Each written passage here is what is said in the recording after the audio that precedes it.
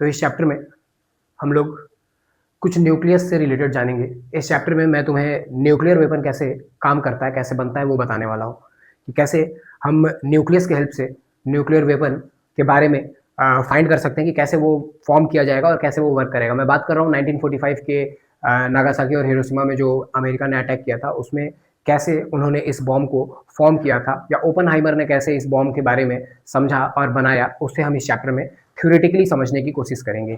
ठीक, ये जो चैप्टर है, ये चैप्टर कंटिन्यूएशन है इससे जस्ट पहले वाले चैप्टर एटम का, और हम वहीं से शुरू करेंगे जहां से हमने एटम चैप्टर खत्म किया था।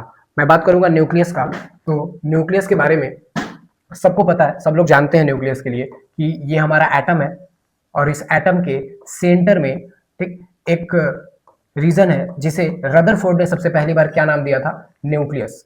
रदरफोर्ड ने इसका नाम जो है वो न्यूक्लियस रखा, न्यूक्लियस। बाद में फर्दर लोगों को बहुत ज़्यादा इंटरेस्ट हुआ कि ये न्यूक्लियस कैसा दिखता है, क्या क्या होता है इस न्यूक्लियस में, और फिर फर्दर वही सबको पता है कि सब एटॉमिक पार्टिकल्स के बारे में पता चला कि न्यूक्लियस के चारों तरफ इलेक्ट्रॉन घूमते रहते हैं, न्यूक्लियस के अंदर प्रोटॉन होता है और एक न्यूट्रल पार्टिकल होता है जिसका नाम न्यूट्रॉन होता है। ठीक है। अगर मैं रेडियस की बात करूं तो एटम का जो रेडियस है, एटम का radius that is approximately 10⁻⁻10 metre, ये एटम का रेडियस है। लेकिन जब मैं रेडियस ऑफ न्यूक्लियस की बात करता हूँ, रेडियस ऑफ न्यूक्लियस की बात करता हूँ, तो न्यूक्लियस का जो रेडियस है दैट इज अप्रोक्सीमेटली 10⁻⁻15 मीटर। और मैं ये जो रेडियस है एटम का, इस एटम के रेडियस को मैं 10⁻⁻10 नहीं, मैं 10⁻⁻12 लिखूंगा। ठीक है, क्योंकि 1000 टाइम्स का फर्क होता है एटम और न्यूक्लियस के रेडियस में। ठीक है। अगर मैं न्यूक्लियस के डिस्कवरी की बात करूंगा तो पहले भी पता है, पहले अभी थोड़ी देर पहले भी मैंने बताया कि सबसे पहली बार इसे रदरफोर्ड ने बताया। रदरफोर्ड ने अपने अल्फा स्कैटरिंग गोल्ड एक्सपेरिमेंट से ये बताया कि सेंटर में एक पॉजिटिवली चार्ज सेंटर है जिसका नाम उसने न्यूक्लियस रखा। बाद में जेम्स चैडविक ने 1932 में कुछ सीरीज ऑफ एक्सपेरिमेंट करे जहां पे उसने बेरिलियम के न्यूक्लियस पे अल्फा पार्टिकल का बम्बार्डमेंट करके एक न्यूट्रल पार्टिकल के बारे में जाना, जिसे जेम्स चैडविक ने बाद में न्यूट्रॉन कहा। ठीक, 1932 तक जब तक जेम्स चैडविक ने न्यूट्रल पार्टिकल के बारे में नहीं बताया था, तब तक न्यूट्रल के बारे में हमें बस एक ही चीज पता था कि फोटोन ही है जो न्यूट्रल है, किसी कोई चार्ज कंटेन नहीं करता। लेकिन जेम्स चैडविक ने जब न्यूट्रॉन का डिस्कवरी करा तो हमें पता चला कि एक और सब एटॉमिक पार्टिकल है जो कोई चार्ज कंटेन नहीं करता, that is known as neutron. ठीक है, क्लियर। न्यूट्रॉन के बारे में एक और चीज से पता चलता है शुरुआत में, क्योंकि हमें एक और चीजों कुछ स्पीसीज के बारे में पता चल चुका था जिसके बारे में तुम लोग क्लास 9th और 10th से भी पढ़ते आ रहे हो, that is known as isotopes. सबको पता है आइसोटोप्स वो होते हैं जिसके एटॉमिक नंबर तो सेम होते हैं लेकिन एटॉमिक मास नंबर डिफरेंट होते हैं। जैसे अगर मैं हाइड्रोजन बोलूं तो एक हाइड्रोजन का आइसोटोप है जिसका मास नंबर 1 है, और एक और आइसोटोप है जिसका मास नंबर क्या है, 2 है, और एक और आइसोटोप होता है जिसका मास नंबर क्या होता है, 3 होता है। You all know that this is protium मतलब hydrogen, this is deuteron and this is tritium. ठीक है, क्लियर। बट यहाँ पे ये जो तुम पोर्शन देख रहे हो ये मास नंबर का, यहीं से सबसे पहली बार ये आइडिया लगा कि शायद न्यूक्लियस में कुछ और भी पार्टिकल होंगे प्रोटॉन के अलावे, एंड शायद वो अनचार्ज रहे होंगे। और फिर जेम्स चैडविक ने 1932 में न्यूट्रॉन के बारे में डिस्कवर करा। ठीक है, यहाँ पे एक और चीज मैं ऐड करना चाहूंगा कि जैसे अगर मैं आइसोटोप की बात कर ही रहा हूँ तो मैं ये बताना चाहूंगा, जैसे क्लोरीन है, क्लोरीन का के भी 2 आइसोटोप्स होते हैं, क्लोरीन के भी 2 आइसोटोप्स होते हैं। एक है क्लोरीन 17, सबको पता है कि क्लोरीन का जो एटॉमिक नंबर है वो 17 है। लेकिन क्लोरीन के 2 आइसोटोप्स होते हैं, एक का जो मास नंबर है वो होता है 37, मास नंबर है 37, और एक का मास नंबर 35 है, एक का मास नंबर 35 है।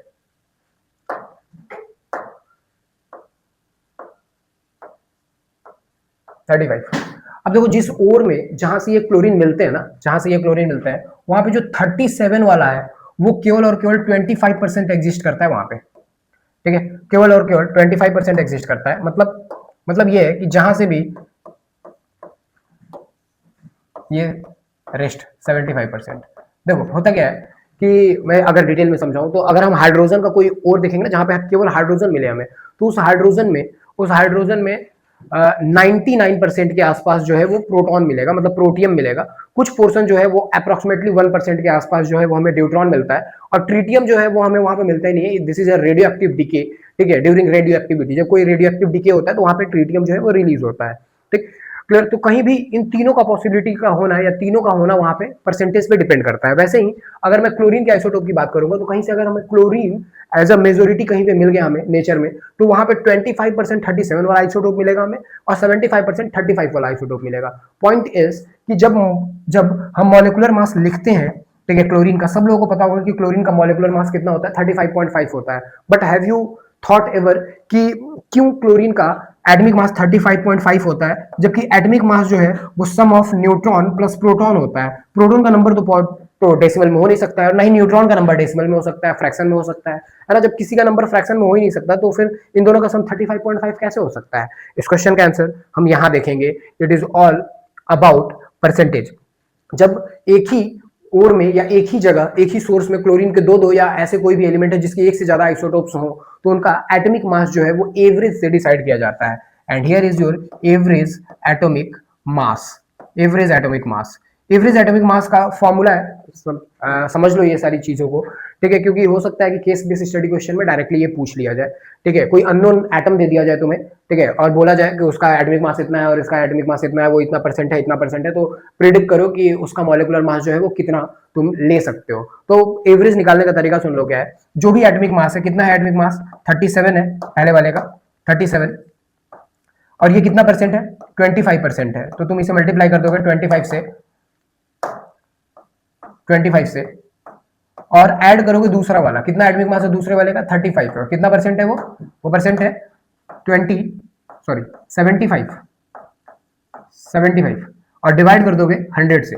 ठीक, तो ये है बहुत आसान सा चीज, जितना भी परसेंटेज है उसको, परसेंटेज को तुम उसके एटॉमिक मास से मल्टीप्लाई करो, परसेंटेज को एटॉमिक मास से मल्टीप्लाई करो और डिवाइड कर दो 100 से। अगर तीन आइसोटोप्स होते, जैसे यहाँ पे तीन आइसोटोप्स हैं हाइड्रोजन के, तो तीनों के परसेंटेज दिए होते, तीनों का एटॉमिक मास से मल्टीप्लाई करते और डिवाइड कर देते 100 से। क्वेश्चन इसकी यहाँ पे भी करेंगे हम, यहाँ पे एक्चुअल में अप्रोक्सीमेटली 100% यही मिल जाता है, इसलिए एटॉमिक मास 1 ही यूज किया जाता है हाइड्रोजन के केस में। ठीक है, आफ्टर सॉल्विंग दिस, अगर हम इसे सॉल्व करते हैं तो इसका आंसर जो है वो 35.5 आ जाएगा। सॉल्व करके आप लोग देख लेना। ठीक है, तो कोई भी रैंडम न्यूक्लियाई अगर दे दिया जाए और उसके दो अलग अलग या तीन अलग अलग आइसोटोप्स हो, तो पेपर में क्वेश्चन में उसका परसेंटेज जरूर दिया होगा। एटॉमिक मास से उन्हें मल्टीप्लाई करना है, ऐड करना है, 100 से डिवाइड करना है, and you will have your average atomic mass जो यूज किया जाता है। But this average atomic mass doesn't signify कि 35.5 जो है वो सम ऑफ प्रोटॉन है, न्यूट्रॉन है, रिमेंबर दिस। ठीक, तो न्यूक्लियाई अलग अलग है, एवरेज एटॉमिक मास जो है वो बिल्कुल डिफरेंट है। ठीक है, क्लियर। उसके बाद अगर मैं रेडियस की बात करूं, जहां पे मैं था एक्चुअल में, न्यूक्लियर रेडियस की बात करूं, तो क्या हर न्यूक्लियस का रेडियस सेम होता है? आंसर इज नहीं, हर न्यूक्लियस का रेडियस सेम नहीं होता। ठीक, एनसीईआरटी कहता है कि जो रेडियस है न्यूक्लियाई का, ठीक है, radius of nuclei, radius of nuclei that is directly proportional to cube root of mass number. ठीक, बहुत इंपॉर्टेंट है, ध्यान रखना, एमसीक्यूज में आ जाएगा, 1 मार्कर में आ सकता है, 2 मार्कर में आ सकता है। Radius of nuclei directly proportional है cube root of mass number के। रिमेंबर दिस कि ए जो है that is not atomic number, that is mass number. किसी भी एलिमेंट को अगर हम एक्स से सिग्निफाई कर रहे हैं तो उसका एटॉमिक नंबर नीचे होता है जिसको दिखाते हैं जेड से है, और एटॉमिक मास ऊपर होता है जिसे हम ए से दिखाते हैं। ठीक है, तो एटॉमिक मास जो है वो ऊपर होगा and radius of nuclei cube root होगा मास नंबर के।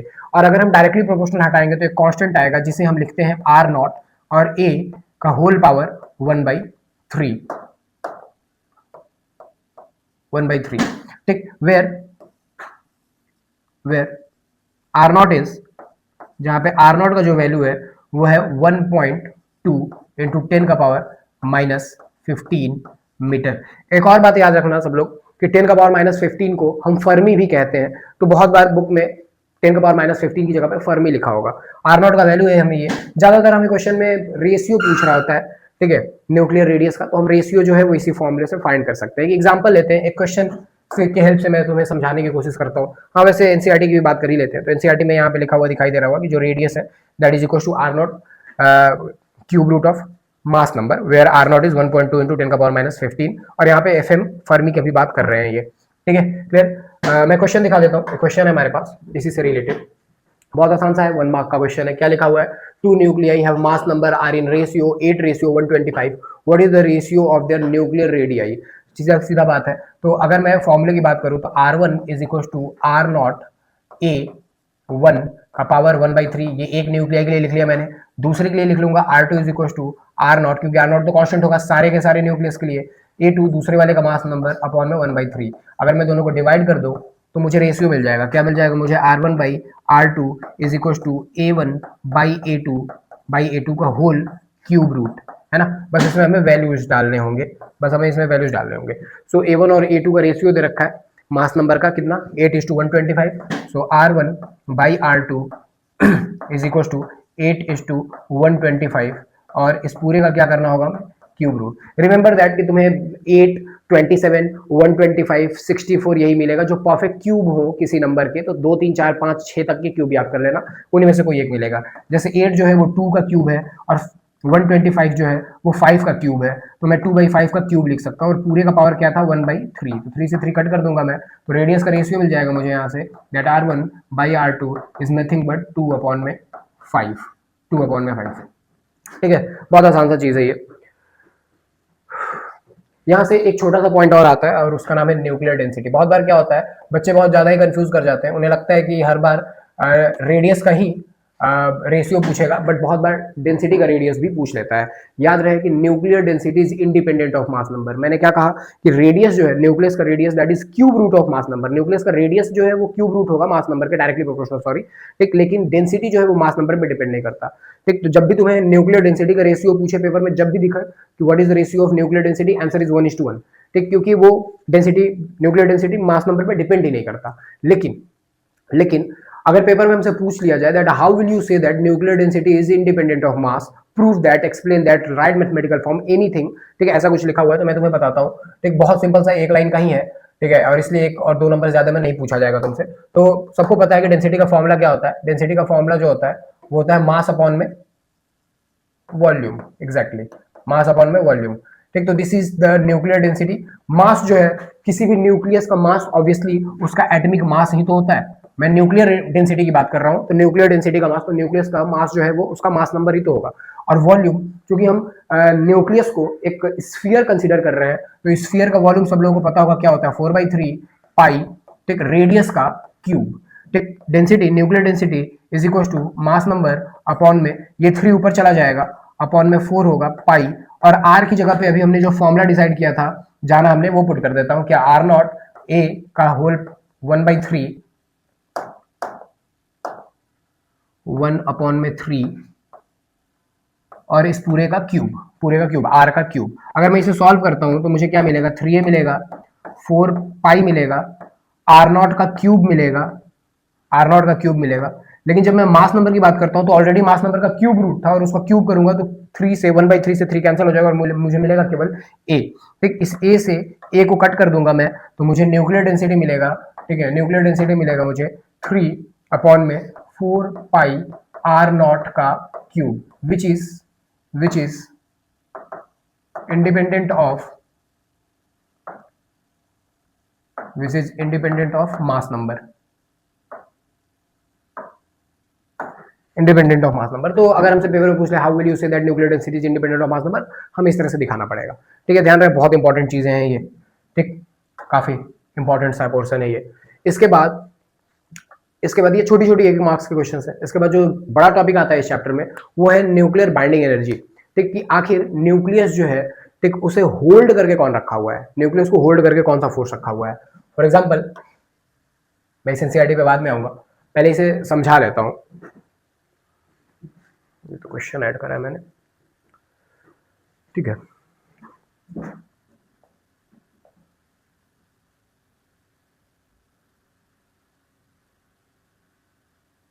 ठीक है, देखो, एक्चुअल में एक बहुत ही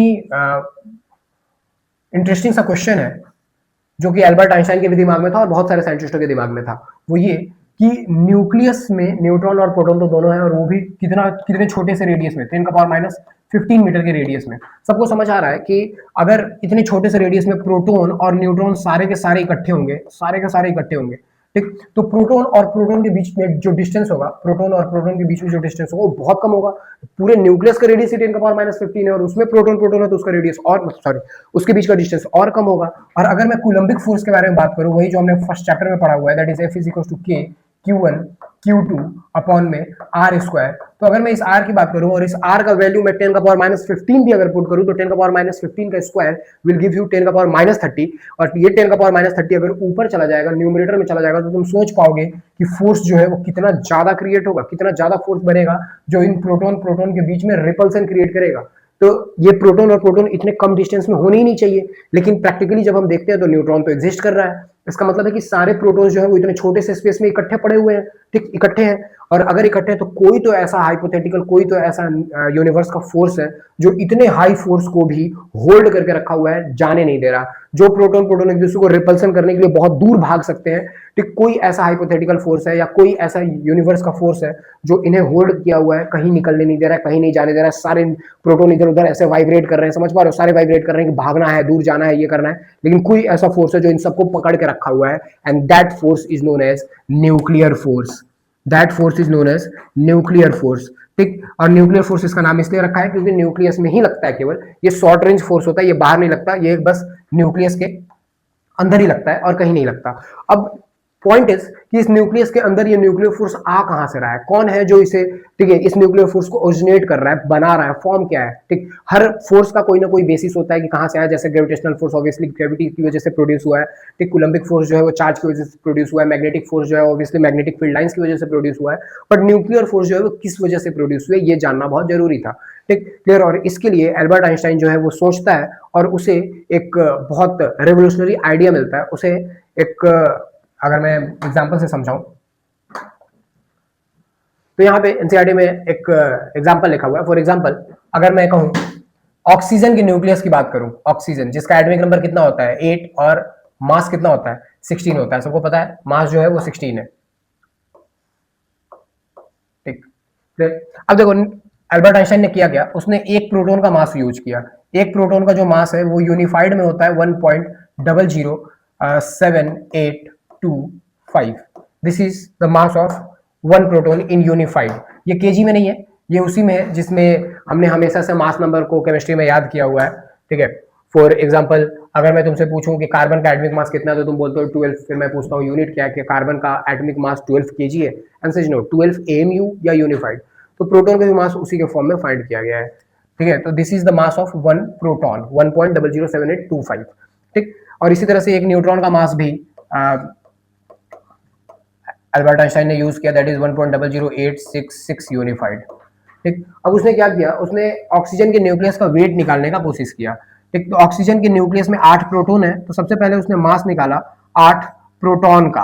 8 प्रोटॉन के मास के लिए उसने 8 से मल्टीप्लाई किया एक प्रोटॉन के मास को, एक प्रोटॉन के मास को, और इसी तरह से उसने मास निकाला 8 न्यूट्रॉन का भी, क्योंकि ऑक्सीजन के न्यूक्लियस में 8 न्यूट्रॉन होता है। न्यूट्रॉन कैसे निकालते हैं, एटॉमिक मास जो ऊपर लिखा हुआ है और जो एटॉमिक नंबर लिखा हुआ है इन दोनों को माइनस करोगे तो हमेशा तुम्हें एटम नंबर ऑफ न्यूट्रॉन मिलेगा। 8 न्यूट्रॉन होगा 16 माइनस 8 करने पे, तो 8 न्यूट्रॉन और एक न्यूट्रॉन का मास है 1.00866 यूनिफाइड, ठीक। फिर इसको अल्बर्ट आइंस्टाइन ने ऐड किया तो उसे मिल जाएगा क्या, mass of nucleus, mass of nucleus, ठीक। इन सबको ऐड करने के बाद जो वैल्यू आया वो आया 16.12744 यूनिफाइड। तो वो कैलकुलेशन तो है, कैलकुलेटिव है क्योंकि बहुत आसान सा है, बस कैलकुलेशन ही है, कोई दिमाग नहीं लगाना है यहाँ पे, ठीक। तो 16.12744 यूनिफाइड आया।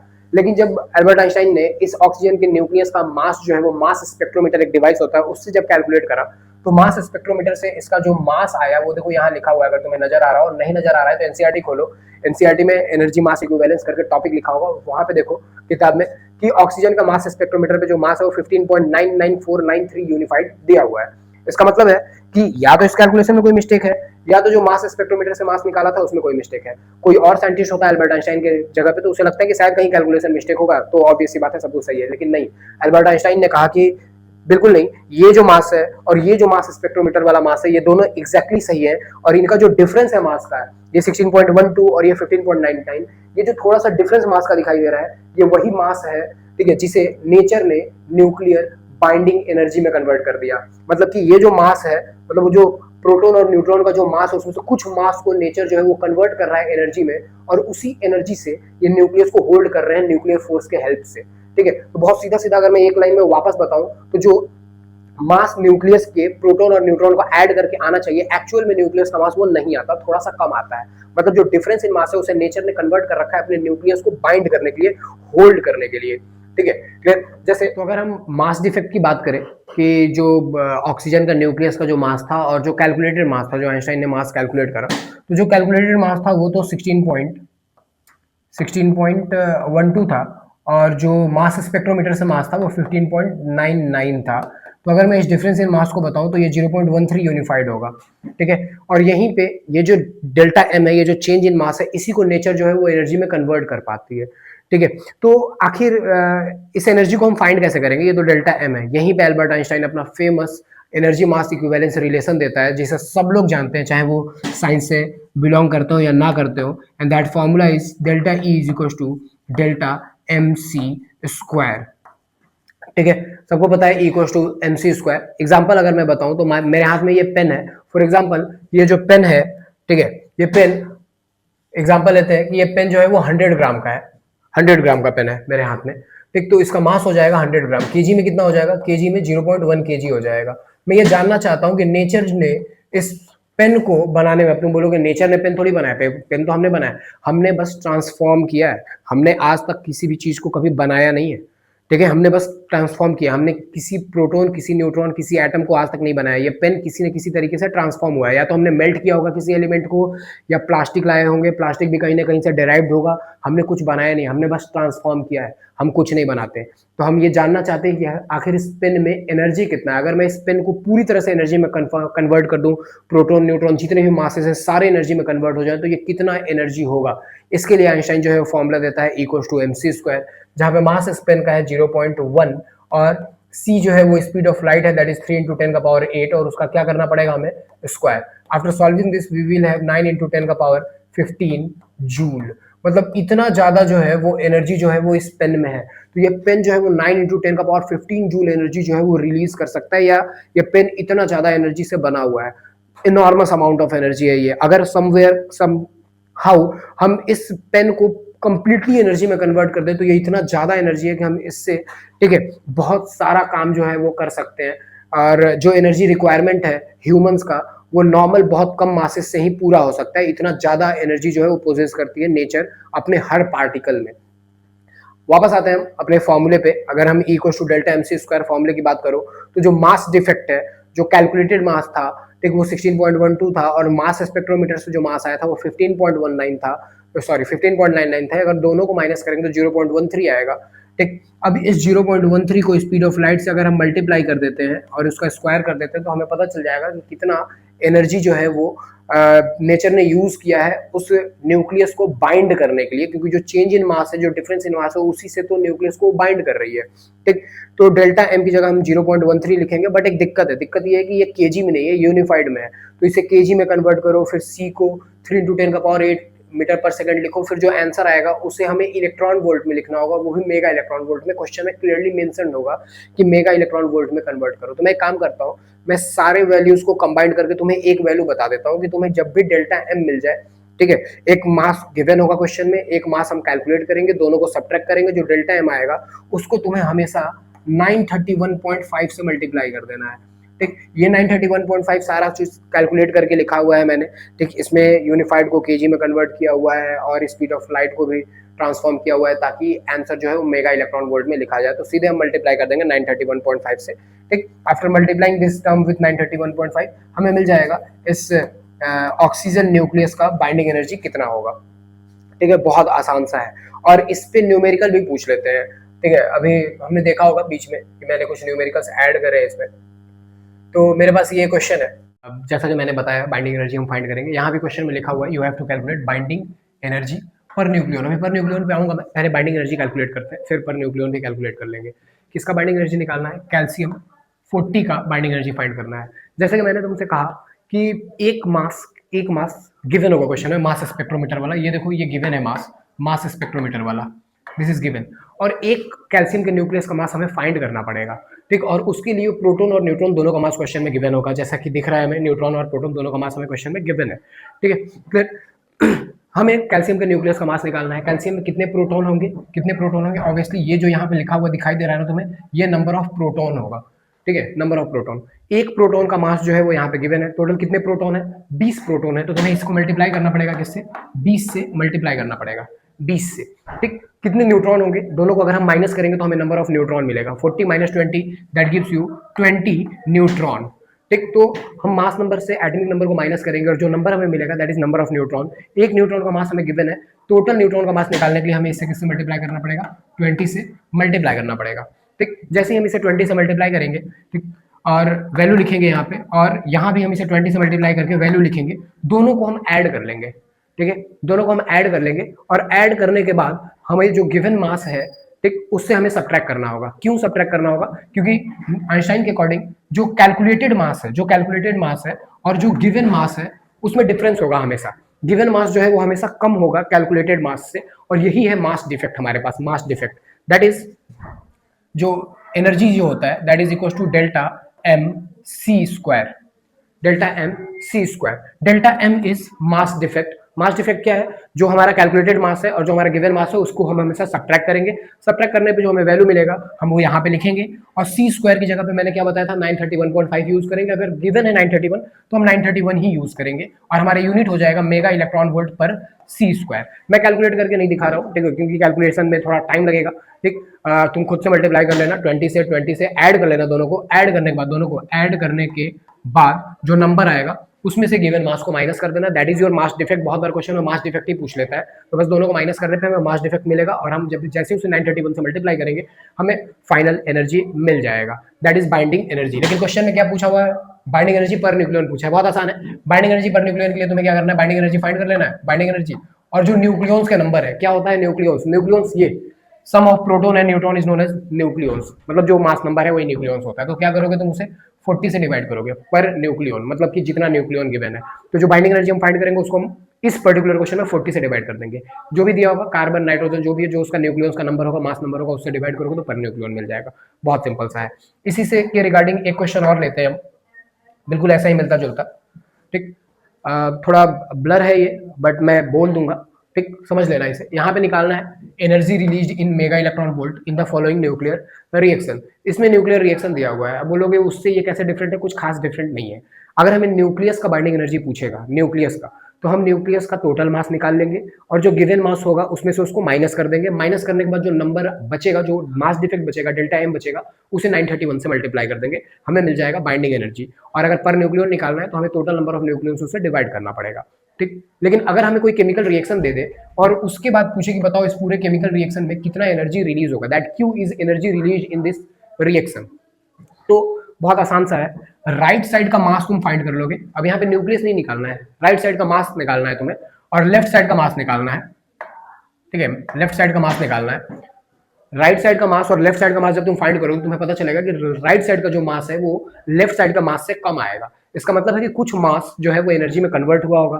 तो कितना मास एनर्जी में कन्वर्ट हुआ है, दोनों को हम सब्ट्रैक्ट कर देंगे। बहुत आसान सा न्यूमेरिकल है। राइट साइड का मास कैसे निकालेंगे? ये देखो, थोरियम 234 लिखा हुआ है एक्चुअल में, थोरियम 234, और थोरियम 234 का मास क्वेश्चन में गिवन है ना, गिवन है। उसके बाद क्या लिखा हुआ है? हीलियम लिखा हुआ है। हीलियम का भी मास क्वेश्चन में गिवन है। तो राइट साइड में ये क्यू तो एनर्जी रिलीज है उसकी बात नहीं कर रहा हूँ। राइट साइड के लिए इन दोनों का मास क्या कर दोगे? ऐड कर दोगे। तो ये दोनों क्या हो जाएंगे? ये दोनों ऐड हो जाएंगे, ठीक। उसके बाद लेफ्ट साइड के मास की बात करूंगा मैं, यूरेनियम 238 का, तो इसका भी मास दिया हुआ है। तो इन दोनों को ऐड करने पे अप्रोक्सीमेटली 238.045 इतना आएगा। इन दोनों को ऐड करने के बाद आएगा 238.045 एंड समथिंग, जो भी है। तो राइट साइड का मास 238 है, लेफ्ट साइड का मास 238.05 है, और ये है 04, ठीक। जैसा मैंने कहा था, लेफ्ट राइट साइड का मास, सॉरी, लेफ्ट साइड का मास ज्यादा होगा लेफ्ट साइड के मास से, सॉरी उल्टा बोल दिया मैंने। लेफ्ट साइड का जो मास होगा वो ज्यादा होगा राइट साइड के मास से। तो हम क्या करेंगे? उन दोनों को सब्ट्रैक्ट कर लेंगे। तो इधर के मास और इधर के मास को हम सब्ट्रैक्ट करेंगे। जो सब्ट्रैक्ट करेंगे वो हमें मिलेगा डेल्टा एम, ठीक। तो हमें मिलेगा डेल्टा एम, और उस डेल्टा एम को किससे मल्टीप्लाई कर दोगे? 931 से। ऐसा क्वेश्चन में दिया नहीं, 931.5 दिया इस बार, तो तुम्हें इसे मल्टीप्लाई करना पड़ेगा 931.5 से, और तुम्हें आंसर मिल जाएगा मेगा इलेक्ट्रॉन वोल्ट पर सी स्क्वायर में, है ना। तो याद रखना कि ये न्यूमेरिकल जो है वो पेपर में आएगा ही आएगा हर साल। जब तुम पीवाईक्यूज देखोगे, प्रीवियस ईयर के क्वेश्चंस देखोगे, तो हर दूसरा क्वेश्चन, हर तीसरा क्वेश्चन तुम्हें इन्हीं दोनों में से कोई एक दिखाई देगा। या तो न्यूक्लियस का बाइंडिंग एनर्जी पर न्यूक्लियन पूछेगा, या तो रिएक्शन देके एनर्जी रिलीज पूछेगा। दोनों केसेस में सेम चीज है। न्यूक्लियस पूछेगा गिवन मास, और जो कैलकुलेटेड मास है माइनस करके 931.5 से मल्टीप्लाई कर देंगे, और रिएक्शन देके पूछेगा तो राइट साइड का मास और लेफ्ट साइड का मास को माइनस करके 931.5 से मल्टीप्लाई कर देंगे, ठीक। अब आ जाते हैं हम ग्राफ पे। ग्राफ, ठीक है, ये है हमारे पास ग्राफ बाइंडिंग एनर्जी का, बाइंडिंग एनर्जी पर न्यूक्लियन का। ये ग्राफ भी थोड़ा सा ब्लर नजर आ रहा होगा, हो सकता है वीडियो में। तो तुम सब लोग एनसीईआरटी एक बार ओपन कर लेना और बाइंडिंग एनर्जी का ग्राफ एनसीईआरटी से देख लेना, सबसे इंपॉर्टेंट है पूरे न्यूक्लियाई चैप्टर को। अगर मैं बोलूँ तो बस दो ही टॉपिक सबसे इंपॉर्टेंट है पूरे न्यूक्लियाई चैप्टर में, एक ये graph binding energy per nucleon का, और दूसरा भी जो मैंने तुम्हें न्यूमेरिकल बताया वो। These are the most important topic of this chapter. ठीक, ये ग्राफ हमें बिल्कुल जैसा एनसीईआरटी में है वैसा याद होना चाहिए। बस मैं ये ग्राफ एक्सप्लेन कर देता हूँ कि क्या है इस ग्राफ में। इस ग्राफ में वाई एक्सिस पे बाइंडिंग एनर्जी पर न्यूक्लियन है और एक्स एक्सिस पे मास नंबर है। ठीक है, बाइंडिंग एनर्जी पर न्यूक्लियन और mass number. Binding energy per nucleon अभी हमने निकालना भी सीखा है। ठीक, यहाँ पे इस ग्राफ में सबसे कम बाइंडिंग एनर्जी पर न्यूक्लियन जो है वो इसका है, ये है प्रोटियम, हाइड्रोजन का सेकंड आइसोटोप। उसके ऊपर ट्रीटियम है, हाइड्रोजन का तीसरा आइसोटोप। उसके बाद है हीलियम, फिर है लिथियम, फिर है कार्बन, नाइट्रोजन, ऑक्सीजन। ऑक्सीजन के दो आइसोटोप्स हैं, एक 16 और एक 18, देन सल्फर, देन आयरन, और उसके बाद लास्ट में चला जाता है ये यूरेनियम तक। इस ग्राफ में समझाने के लिए कुछ खास है नहीं, हमें ये याद ही करना पड़ेगा कि पीक पे कौन है, पीक पे क्या बन रहा है और उसके बाद कहाँ पे ये पहुंच रहा है। बस हमें ये याद रखना है, ठीक है, कि इस पूरे बाइंडिंग एनर्जी पर न्यूक्लियन में सबसे ज्यादा बाइंडिंग एनर्जी पर न्यूक्लियन, मैं बाइंडिंग एनर्जी पर न्यूक्लियन को ईबीएन लिख रहा हूं, सबसे ज्यादा बाइंडिंग एनर्जी पर न्यूक्लियन जो है वो आयरन के लिए होगा, आयरन के लिए, आयरन के लिए, और उसका वैल्यू होगा 8.75 मेगा इलेक्ट्रॉन वोल्ट।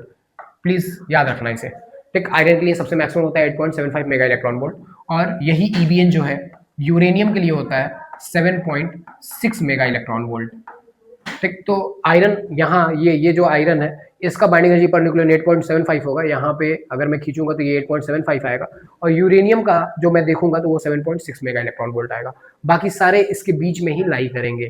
ठीक, और जो लाइटर न्यूक्लियर है, जो हल्के न्यूक्लियर है, उनका बाइंडिंग एनर्जी काफी कम होगा as compare to this two. ठीक, ये ग्राफ बताता क्या है हमें? ये ग्राफ बताता है कि जिसका बाइंडिंग एनर्जी कम है, बाइंडिंग एनर्जी पर न्यूक्लियन का वैल्यू कम है, वो लेस स्टेबल न्यूक्लियस है, और वो खुद को, ठीक है, खुद के बाइंडिंग एनर्जी पर न्यूक्लियन को बढ़ाना चाहते हैं। अब वो कैसे बढ़ाएंगे? जो लाइटर न्यूक्लियाई हैं, जो लाइटर न्यूक्लियाई हैं, अपने बाइंडिंग एनर्जी को बढ़ाने के लिए वो खुद कंबाइन करेंगे, और कंबाइन कर करके एक नया न्यूक्लियस बनाएंगे जिसका बाइंडिंग एनर्जी पर न्यूक्लियन ज्यादा होगा। और जो हैवियर न्यूक्लियाई हैं, जो भारी न्यूक्लियाई हैं, जिनका बाइंडिंग एनर्जी कम है, वो टूट के, ठीक है, टूट के दूसरा न्यूक्लियस बनाएंगे जिसका बाइंडिंग एनर्जी पर न्यूक्लियन ज्यादा होगा। नहीं समझ आएगा? मैं बारी बारी समझाता हूं।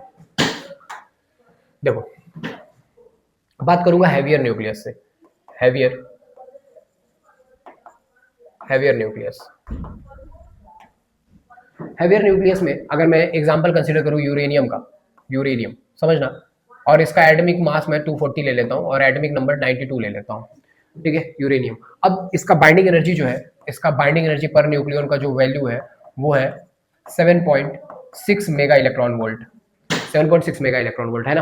ठीक, और अगर 8 से कम बाइंडिंग एनर्जी पर न्यूक्लियन का वैल्यू है तो that is considered as less stable nucleus. तो यूरेनियम का न्यूक्लियस जो है वो लेस स्टेबल है। अब ये यूरेनियम खुद को स्टेबलाइज करने के लिए क्या करेगा? तो ये यूरेनियम जो है वो खुद को स्टेबलाइज करने के लिए, एक से ज्यादा न्यूक्लियस में टूटेगा और ऐसा न्यूक्लियस में कन्वर्ट होना चाहेगा जिसका बाइंडिंग एनर्जी पर न्यूक्लियन का वैल्यू ज्यादा है।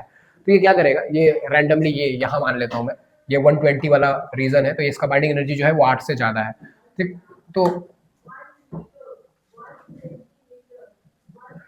तो यूरेनियम का जो बाइंडिंग एनर्जी पर न्यूक्लियन वो 7.6 है। लेट सपोज कि यूरेनियम खुद को स्टेबल करने के लिए ब्रेक कर लेता है दो अलग अलग न्यूक्लियंस में, दो अलग अलग न्यूक्लियाई में। यहाँ पे कितना था इसका न्यूक्लियंस का नंबर? 240 था। मान लो इसने ब्रेक कर लिया खुद को और एक यूरेनियम दो न्यूक्लियस में टूट गया। एक के पास 120 न्यूक्लियंस है और दूसरे के पास भी 120 ही न्यूक्लियंस है। 240 divided in two part, 120 and 120। ठीक, ये जो 120 वाला न्यूक्लियस है, 120 वाला, लेट सपोज ये मोलिब्डेनम के आसपास का कोई एलिमेंट है जिसका ईबीएन का वैल्यू जो है, बाइंडिंग एनर्जी पर न्यूक्लियन का वैल्यू जो है वो 8.5 मेगा इलेक्ट्रॉन वोल्ट का है। ठीक, तो यूरेनियम जो है वो खुद ब्रेक होके अपने न्यूक्लियस को तोड़ के दो अलग अलग न्यूक्लियस बना लेता है, जिससे कि उसका बाइंडिंग एनर्जी पर न्यूक्लियन बढ़ जाता है। समझ रहे हो? ये यूरेनियम का न्यूक्लियस है, ये ब्रेक हो गया, ठीक, और दो अलग अलग न्यूक्लियस में टूट गया, इसमें 240 न्यूक्लियस थे, बट ये 120 और 120 के दो न्यूक्लियस बना लिया। इससे फायदा क्या हुआ? इसका बाइंडिंग एनर्जी पर न्यूक्लियन का वैल्यू कम था, बट इनकी बाइंडिंग एनर्जी पर न्यूक्लियन का वैल्यू ज्यादा है, तो ये पहले के रिस्पेक्ट में ज्यादा स्टेबल हो जाएंगे। ठीक है, क्लियर? और and you all know that कि अगर कोई भी चीज ज्यादा स्टेबल होता है तो वो एनर्जी रिलीज करता है। ठीक, तो पहले कितना था? 7.6 था, अब कितना हो गया? 8.5 हो गया। तो कितना का डिफरेंस आया? ठीक है, एनर्जी रिलीज्ड पर न्यूक्लियन, एक न्यूक्लियस की बात कर रहा हूं, पर nucleon is 8.5 minus 7.6, that gives you 0.9 mega electron volt. तो कितना एनर्जी रिलीज करेगा? 0.9 mega electron volt energy release करेगा पर न्यूक्लियन। याद रहे पर न्यूक्लियन, पर न्यूक्लियन का मतलब है एक न्यूक्लियन, और है कितने न्यूक्लियन उसके पास? 120 और 120 दो दो अलग अलग टूट गए। अगर तुम्हें टोटल एनर्जी पूछना है ना पेपर में न्यूमेरिकली, अगर मैं मान लूं टोटल एनर्जी प्रोड्यूस्ड की बात करूं, अगर मैं टोटल एनर्जी प्रोड्यूस्ड की बात करूं, तो एक न्यूक्लियन जो है वो 0.9 मेगा इलेक्ट्रॉन वोल्ट का एनर्जी रिलीज कर रहा है, एक न्यूक्लियन। ठीक है, जब वो 7.6 से खुद को 8.5 में कन्वर्ट कर रहा है तो वो 0.9 का एनर्जी रिलीज कर रहा है, एक न्यूक्लियन, इसलिए क्योंकि ये सारे बाइंडिंग एनर्जी पर न्यूक्लियन है। ठीक है, कितने न्यूक्लियंस? ये जो 120 है ये नंबर ऑफ न्यूक्लियंस है, एक न्यूक्लियन 0.9, टोटल कितने? 120। तो ये इतना एनर्जी रिलीज करेगा, ये वाला पार्ट, ये भी तो उतना ही एनर्जी रिलीज करेगा। 120 दो पार्ट में डिवाइड हो गया है ना। ठीक, तो ये भी डिफरेंस उतना ही होगा, कितना? 0.9 का। और कितना है टोटल? ये भी 120 ही है, 120 है, तो ये आएगा यहाँ से 108, और ये भी कितना आएगा? 108। टोटल कितना हो जाएगा ये? 216 मेगा इलेक्ट्रॉन वोल्ट। इसका मतलब है कि अगर एक यूरेनियम खुद को स्टेबलाइज करना चाहता है और दो अलग अलग पार्ट में डिवाइड होता है तो वो इतना ज्यादा एनर्जी जो है वो रिलीज करेगा, 216 mega electron volt, only one nucleus of uranium. ठीक, बट क्वेश्चन इसकी क्या हमेशा 240 120 में ही टूटेगा? नॉट नॉट श्योर 100 टाइम, ठीक है, एवरी टाइम, हमेशा और हमेशा जो है ये सेम नंबर जो है वो एमिट नहीं करेगा। हो सकता है कि ये 130 110 में डिवाइड हो जाए या 100 और 140 में डिवाइड हो जाए, डिपेंडिंग ऑन सर्कमस्टेंसेज, जो भी कंडीशन क्वेश्चन में गिवन होगा उसके अकॉर्डिंग। मैंने आधा आधा डिवाइड कर लिया, 120 में डिवाइड कर लिया, ठीक, और उसके अकॉर्डिंग हमने आंसर फाइंड कर लिया। ये जो भी है इसे इग्नोर करने की कोशिश नहीं करना, ये सारा न्यूमेरिकल है जो पेपर में पूछता है। ठीक, मैं वैसे समझा रहा था कि कैसे हैवियर न्यूक्लियस जो है, हैवियर न्यूक्लियस वो खुद को एक से ज्यादा न्यूक्लियस में तोड़ लेते हैं और खुद को स्टेबल करने के लिए अपने बाइंडिंग एनर्जी पर न्यूक्लियन को बढ़ा लेते हैं। हैवियर न्यूक्लियस टूटेगा, याद रहे, हैवियर न्यूक्लियस, ये जितने भी हैवियर न्यूक्लियस तुम देख रहे हो ये टूटेगा और टूट के ये स्टेबल न्यूक्लियस में ब्रेक होना चाहेंगे, जहां पे बाइंडिंग एनर्जी पर न्यूक्लियन का वैल्यू बढ़ जाता है, और जो डिफरेंस होगा वो एनर्जी ये रिलीज कर देंगे, ठीक है, मेगा इलेक्ट्रॉन वोल्ट के फॉर्म में। ठीक, और इससे रिलेटेड जो है वो न्यूमेरिकल आता भी है, वो तो मैं तुम्हें ग्राफ समझा रहा था, मैं तुम्हें न्यूमेरिकल भी दिखा देता हूँ लगे हाथ किसी के।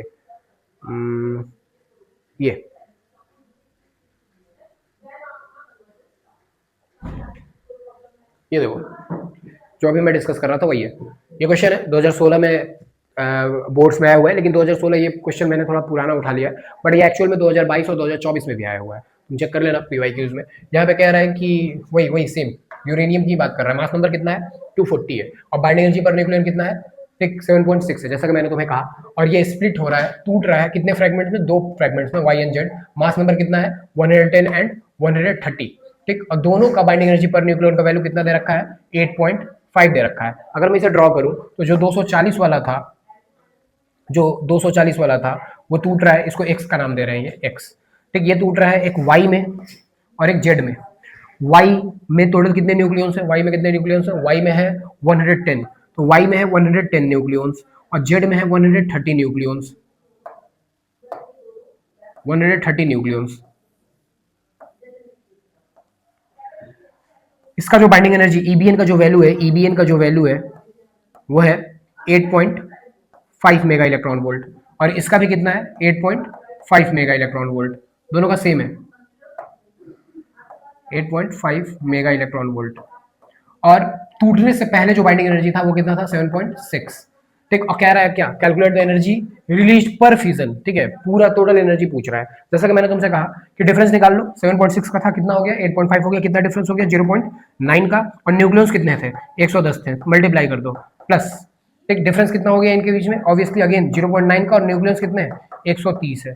सॉल्व करोगे तो यहाँ से तुम्हें आंसर मिल जाएगा। तो एक्जैक्टली सेम ही क्वेश्चन है। ठीक, हो सकता है कि यहाँ पे कल को क्वेश्चन में वैल्यूज 8.5 की जगह 8.75 दे दे, बट प्रोसेस जो है वो सेम होगा। मैं यही बता रहा था कि जो बाइंडिंग एनर्जी पर न्यूक्लियन का जो ग्राफ है उससे रिलेटेड चीज़ों को ही डिस्कस कर रहा था मैं, कि जो हैवियर न्यूक्लियस है वो टूट जाएगा दो या दो से ज़्यादा डॉटर न्यूक्लियस में, ताकि वो अपने बाइंडिंग एनर्जी पर न्यूक्लियन की वैल्यू को इंक्रीज कर सके, स्टेबलाइज कर सके। क्लियर, और इसके बीच में एनर्जी जो है वो रिलीज होगा, प्लेंटी ऑफ एनर्जी जो है वो इसमें रिलीज होगा। This process is known as nuclear fusion. This process is known as nuclear fusion. मैं न्यूक्लियर फ्यूजन भी दिखा देता हूँ, जो डेफिनेशन है हमारे पास न्यूक्लियर फ्यूजन का। आई गेस मैंने ऐड करा था न्यूक्लियर फ्यूजन, सॉरी फ्यूजन बोल रहा हूँ, फ्यूजन टूटना है तो फ्यूजन।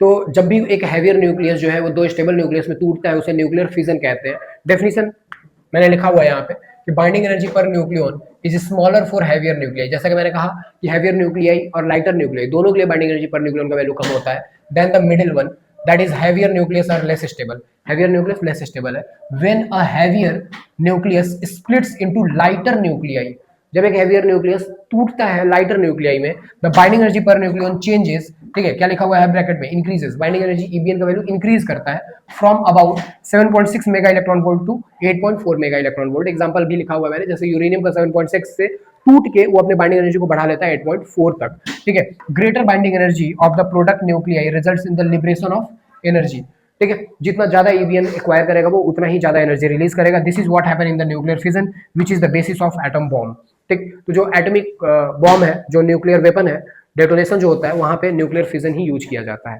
ठीक है। क्लियर?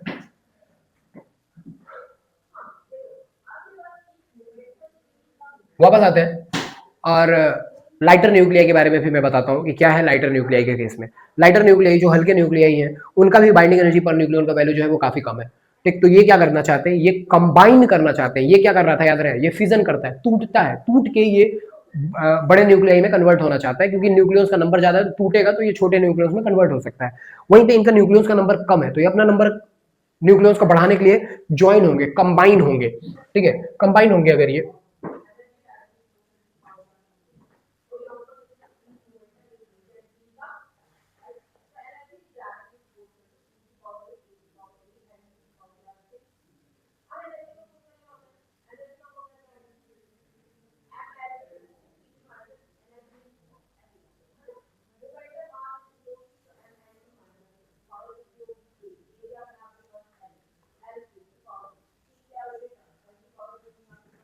ठीक है। तो जो लाइटर न्यूक्लियाई हैं वो कंबाइन होने की कोशिश करते हैं और कंबाइन होकर हैवियर न्यूक्लियाई बनाना चाहते हैं। फॉर एग्जांपल जो लाइटर न्यूक्लियाई है जैसे प्रोटॉन है या हाइड्रोजन, ठीक, ये दो हाइड्रोजन मिलके खुद को न्यूट्रॉन में कन्वर्ट कर देंगे, ठीक। इसका बाइंडिंग एनर्जी पर न्यूक्लियन का वैल्यू काफी कम था, इसका बाइंडिंग एनर्जी पर न्यूक्लियन का वैल्यू ज्यादा है, तो इस तरह से ये खुद को स्टेबल न्यूक्लियाई में कन्वर्ट कर पाते हैं और इसमें भी काफी सारा एनर्जी जो है वो रिलीज होता है, ठीक है। क्लियर? तो ये जो ग्राफ है हमारा, इस ग्राफ को समझने के लिए तुम्हें ये समझना होगा, ठीक, कि जो लाइटर न्यूक्लियाई हैं वो कंबाइन करके हैवियर न्यूक्लियाई तक पहुंचते हैं और जो हैवियर न्यूक्लियाई है वो टूट के बीच वाले एलिमेंट तक पहुंचते हैं जिनका बाइंडिंग एनर्जी पर न्यूक्लियन का वैल्यू ज्यादा है। तो सारे लाइटर न्यूक्लियाई भी यहाँ पहुंचना चाहते हैं और हैवियर न्यूक्लियाई भी यहीं पहुंचना चाहते हैं, ठीक। ये जब यहाँ पे जाएंगे तो फिजन करके जाएंगे, that process known as nuclear fission. ये जो है ये ऐड होके वहां पहुंचेंगे and this process known as nuclear fusion. Fusion में जुड़ते हैं चीजें, ठीक है। एक और चीज है सबसे इंपॉर्टेंट, मैं भी जब मैं तुम्हें पॉइंट्स पढ़ाऊंगा तो मैं वहां पे तुम्हें समझा दूंगा। कंक्लूजन बहुत इंपॉर्टेंट है, पेपर में कंक्लूजन पूछता है, ठीक, कि ये ग्राफ बनाओ, बाइंडिंग एनर्जी पर न्यूक्लियन का ग्राफ ड्रॉ करो और फिर उसे उस उस ग्राफ के अकॉर्डिंग उसका कंक्लूजन या ऑब्जर्वेशन दो। सबसे पहला लिखा हुआ है यहाँ ऑब्जर्वेशन, एनसीईआरटी कहीं पेज मैंने यूज किया हुआ है, एनसीईआरटी ओपन कर लेना, ग्राफ के नीचे ही लिखा होगा, ठीक है।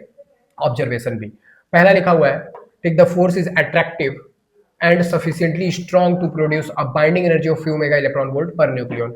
जैसा कि मैंने तुम लोगों को बताया था कि जो न्यूक्लियस होता है, न्यूक्लियस के अंदर जो न्यूक्लियर फोर्स होता है वो बहुत ही ज्यादा स्ट्रांग होता है। इतना ज्यादा स्ट्रांग होता है कि दो प्रोटॉन जो कि बहुत करीब है, जिनका कूलम्ब फोर्स ऑफ रिपल्सन इतना ज्यादा होगा, बट फिर भी ये न्यूक्लियर फोर्स इतना सफिशिएंटली स्ट्रांग है कि उन दोनों प्रोटॉन को उतने कम डिस्टेंस के बीच में होल्ड करके रखा हुआ है। दैट्स वाई पहला लाइन ये कहता है कि ये ग्राफ हमें बताता है कि जो फोर्स है वो बहुत ही ज्यादा अट्रैक्टिव है न्यूक्लियस के अंदर, ठीक है। याद रहे, न्यूक्लियर फोर्स केवल न्यूक्लियस के अंदर काम करता है, बाहर काम नहीं करता, ठीक। बाहर न्यूक्लियर फोर्स जीरो हो जाता है, बस न्यूक्लियस के अंदर ही काम करेगा, न्यूक्लियस के अंदर ही न्यूक्लियर फोर्स काम करेगा, बाहर काम ही नहीं करता वो, ठीक। बाहर कूलम्ब फोर्स काम करेगा लेकिन अंदर न्यूक्लियर फोर्स काम करेगा, और न्यूक्लियर फोर्स इतना स्ट्रांग होता है कि वो कूलम्ब फोर्स से ज्यादा होता है। दैट्स वाई न्यूक्लियर फोर्स को एक और नाम से बुलाते हैं कि न्यूक्लियर फोर्स जो है, nuclear force is short ranged. Short range का मतलब ये है कि न्यूक्लियर फोर्स बहुत छोटे से रेंज में लगता है, बहुत छोटे से रेंज में, ठीक, बहुत ज्यादा दूर में नहीं लगता, ठीक। बाहर कूलम्ब फोर्स लगता है ऑब्वियसली। सेकंड पॉइंट पे आएंगे तो ये कहते हैं the constancy of binding energy in the range of 30 से 170 is a consequence of the fact that the nuclear force is short range, ठीक। अभी जो मैंने बताया वही समझा रहे हैं, थोड़ा डिटेल में बताता हूं मैं तुम लोगों को।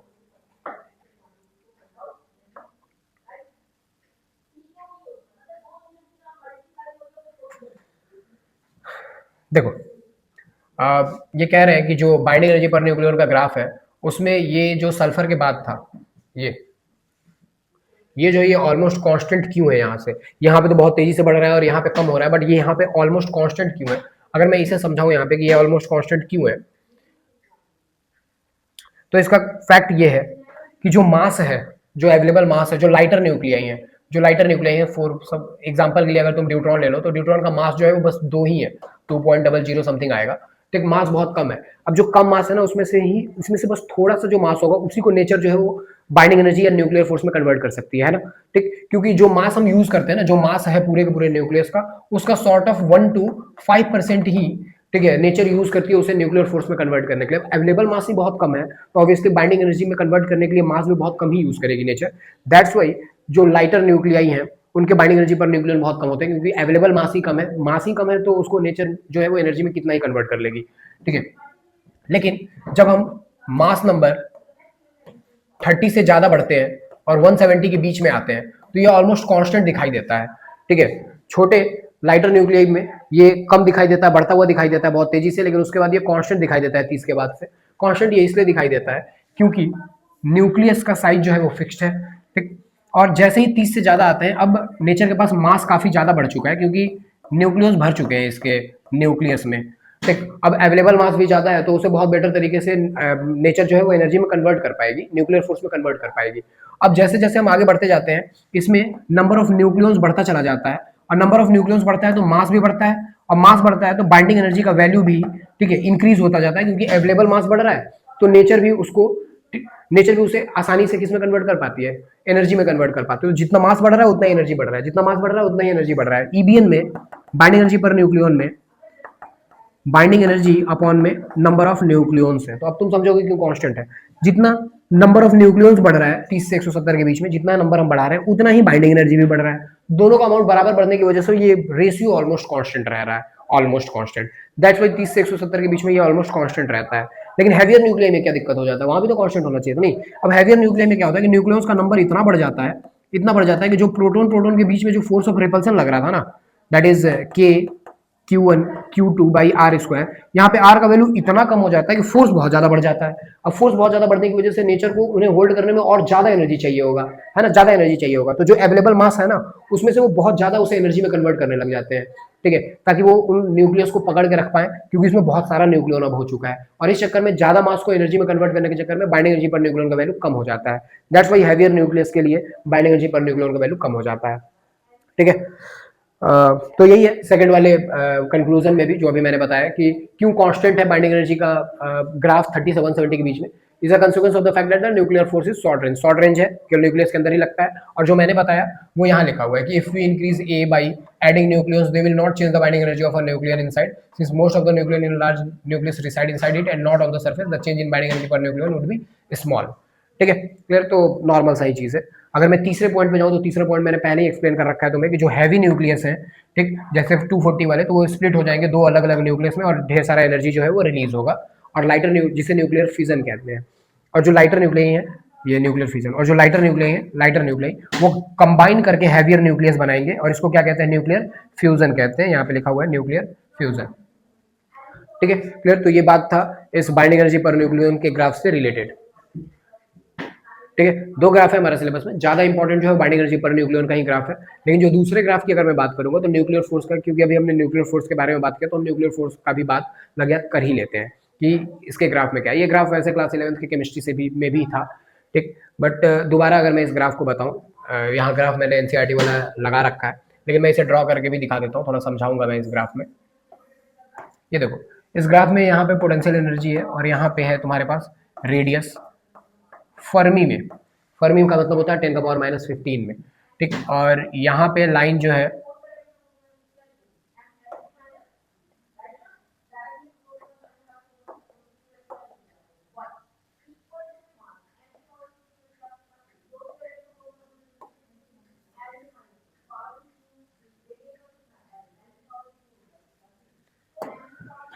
ये जो लाइन मैंने बना रखा है यहाँ पे, ये 0 जूल का लाइन है। इससे नीचे पोटेंशियल एनर्जी नेगेटिव होगा, नेगेटिव पोटेंशियल एनर्जी दिखाता है अट्रैक्शन को, और इससे ऊपर पोटेंशियल एनर्जी पॉजिटिव होगा जो दिखाता है रिपल्सन को। बगल में ग्राफ भी बना हुआ है, ये 0 का लाइन है, ठीक है।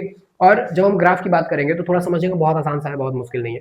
देखो होता क्या है, न्यूक्लियस के अंदर की ये ग्राफ की बात करते हैं दो न्यूक्लियस के बीच में लगने वाले न्यूक्लियर फोर्स की बात कर रहे हैं, दो प्रोटॉन के बीच में लगने वाले फोर्स की। जब हम दो प्रोटॉन के बीच की बात कर रहे हैं, यहाँ पे दो प्रोटॉन है, दो प्रोटॉन, ठीक, तो यहाँ पे दो फोर्स काम कर रहे होंगे, कौन कौन सा, एक कूलम फोर्स और एक न्यूक्लियर फोर्स, है ना। कूलम फोर्स क्या होगा, कूलम फोर्स रिपल्सन करेगा, क्योंकि दो प्रोटॉन एक दूसरे को क्या करेंगे, रिपेल करेंगे, according to formula K(Q1 Q2) upon में R², तो वो रिपेल करेंगे दो प्रोटॉन एक दूसरे को। लेकिन सेम टाइम पे न्यूक्लियस के अंदर एक और फोर्स लग रहा होगा, उस फोर्स को क्या कहते हैं हम, न्यूक्लियर फोर्स कहते हैं। और ये फोर्स ऑफ रिपल्सन को ओवरकम करता है। न्यूक्लियर फोर्स कहाँ लगता है, मैंने क्या बताया, हमेशा और हमेशा कहाँ लगेगा, न्यूक्लियस के अंदर लगेगा, और वो सफिशिएंटली इतना स्ट्रांग होगा कि जो कूलम फोर्स ऑफ रिपल्सन है उसको ओवरकम कर लेगा, ओवरशैडो कर देगा उसे, ठीक। तो जो कूलम फोर्स ऑफ रिपल्सन है वो नेग्लिजिबल हो जाएगा उसके सामने, और न्यूक्लियर फोर्स बहुत स्ट्रांग हो जाएगा। जब न्यूक्लियर फोर्स बहुत स्ट्रांग हो जाएगा, ठीक, तो उसका बिहेवियर क्या होगा, अट्रैक्टिव होगा। मतलब कि दो प्रोटॉन, जिसको हम क्लासिकल फिजिक्स में पढ़ते हैं कि ये दोनों एक दूसरे को रिपेल करेगा, इस मॉडर्न फिजिक्स के इस न्यूक्लियस के अंदर ये दोनों प्रोटॉन एक दूसरे को अट्रैक्ट कर रहे हैं, और ये दोनों प्रोटॉन एक दूसरे के करीब जा रहे हैं। करीब क्यों जा रहे हैं, कौन लेके जा रहा है, कूलम फोर्स नहीं लेके जा रहा, कूलम फोर्स तो अभी भी रिपल्सिव ही है, लेकिन न्यूक्लियर फोर्स इन्हें करीब करने की कोशिश कर रहा है, क्योंकि वो बहुत स्ट्रांग है, ठीक। एंड दैट्स वाई जब ये करीब जा रहे हैं तो बिहेवियर कैसा होगा, अट्रैक्टिव होगा, और अगर अट्रैक्टिव होगा, ठीक, तो पोटेंशियल एनर्जी कैसा होगा, नेगेटिव होगा। तो ये ग्राफ शुरू होता है न्यूक्लियस के बाहर से, ठीक है, न्यूक्लियस के बाहर से। न्यूक्लियस के बाहर न्यूक्लियर फोर्स होगा क्या, answer is no, nuclear force नहीं होगा न्यूक्लियस के बाहर। और न्यूक्लियस के बाहर अगर न्यूक्लियर फोर्स नहीं होगा तो क्या कूलम फोर्स होगा, कूलम फोर्स होगा, लेकिन वो इलेक्ट्रॉन पे लग रहा होगा, और हम प्रोटॉन की बात कर रहे हैं, न्यूक्लियस की बात कर रहे हैं। इसका मतलब कोई फोर्स नहीं लग रहा है बाहर, कोई फोर्स नहीं लग रहा है, इसका मतलब एनर्जी भी क्या होगा, जीरो होगा। तो ग्राफ शुरू होगा जीरो से, जब आर का वैल्यू, आर का वैल्यू बहुत ज्यादा है बाहर, ठीक है, आर, ये आर है, आर का वैल्यू जब बहुत ज्यादा है तो पोटेंशियल एनर्जी जो है वो जीरो होगा। लेकिन जैसे जैसे तुम न्यूक्लियस के अंदर आओगे, न्यूक्लियर फोर्स स्ट्रांग होता चला जाएगा, ठीक, और सफिशिएंटली उतना ही स्ट्रांग होगा, ठीक। सरफेस पे न्यूक्लियर फोर्स कम लगता है, लेकिन जैसे जैसे तुम अंदर की तरफ आओगे न्यूक्लियर फोर्स बढ़ेगा। न्यूक्लियर फोर्स बढ़ेगा, इसका मतलब है अट्रैक्शन बढ़ेगा, दो प्रोटॉन को और करीब करेगा, अट्रैक्शन बढ़ेगा तो पोटेंशियल एनर्जी क्या होगा, कम होगा।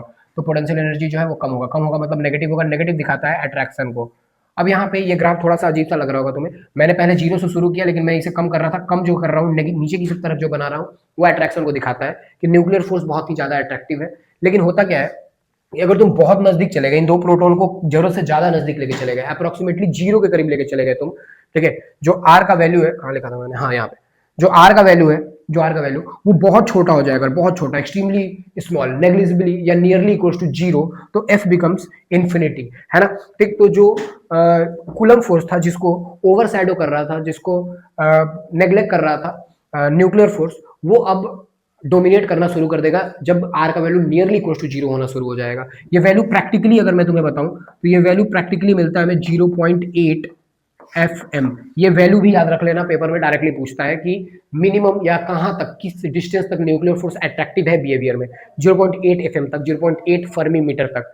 इससे कम अगर हमने आर का वैल्यू किया, अगर आर का वैल्यू हमने इससे कम किया तो कूलम फोर्स अब डोमिनेट करने लग जाएगा, और न्यूक्लियर फोर्स उसके रिस्पेक्ट में नेग्लेक्ट होने लग जाएगा, ठीक है। और अगर कूलम फोर्स डोमिनेट करेगा तो कूलम फोर्स अट्रैक्टिव नहीं है, दो प्रोटॉन के बीच में लगने वाला फोर्स कैसा है, रिपल्सिव है, तो एक दूसरे को क्या करेंगे, रिपेल करेंगे, रिपेल करेंगे तो पोटेंशियल एनर्जी यहाँ से क्या होने लगेगा, पॉजिटिव की तरफ बढ़ने लग जाएगा। दैट्स वाई अगर इससे कम डिस्टेंस करेंगे तो पॉजिटिव की तरफ बढ़ने लग जाएगा, और अगर आर का वैल्यू जीरो कर दोगे तो पोटेंशियल एनर्जी बिकम्स इनफाइनाइट, है ना, ठीक है, क्लियर। तो ये ध्यान रखना, ये ग्राफ कोई बहुत ही ज्यादा इंपॉर्टेंट है। इस ग्राफ में ये वाला पोर्शन, ये वाला पोर्शन दिखाता है कि न्यूक्लियर फोर्स जो है वो ज्यादा स्ट्रॉन्गर है कूलम फोर्स से, और ये वाला पोर्शन दिखाता है कि न्यूक्लियर फोर्स जो है वो वीकर है कूलम फोर्स से, ठीक। तो इस ग्राफ में तुमसे ये पूछ सकता है, और यही कंक्लूजन भी है इस ग्राफ का। मैं कंक्लूजन अगर रीड करके भी दिखा दूं तो आई गेस कि मैंने कंक्लूजन लिखा हुआ है। दो कंक्लूजन है, जैसा कि मैंने तुमसे बताया, पहला कह रहा है न्यूक्लियर फोर्स जो है बहुत स्ट्रॉन्गर है कूलम फोर्स से, लेकिन कहाँ, न्यूक्लियस के अंदर, न्यूक्लियस के बाहर नहीं, न्यूक्लियस के अंदर, ठीक। Acting between the charges and the gravitational force की बात कर रहे हैं। Nuclear binding energy has to dominate over the Coulomb repulsive force between proton inside the nucleus, ठीक है, जैसा कि मैंने तुमसे कहा, ठीक है, वही है, वीकर देन कूलम फोर्स। लेकिन nuclear force fall rapidly to zero as their distance is more than few femtometres, ठीक। This leads to the saturation of forces in a medium of a large size nucleus which is region of constancy in binding energy per nucleon, ठीक है, clear. कहाँ तक होता है ये, 0.8 FM तक होता है। तो बहुत सिंपल सा ग्राफ था ये, कुछ और नहीं है इसमें। न्यूक्लियर फिजन, जैसा कि मैंने बताया, न्यूक्लियर फिजन, एक हैवियर न्यूक्लियस जो है वो ब्रेक हो जाएगा एक से ज्यादा डॉटर न्यूक्लियाई में। एनसीईआरटी की बात करूँ तो एनसीईआरटी में भी तुम पोर्शन निकाल लेना न्यूक्लियर फिजन का, कि क्या हो रहा है न्यूक्लियर फिजन में, मैं रीड करके दिखा देता हूँ, ठीक।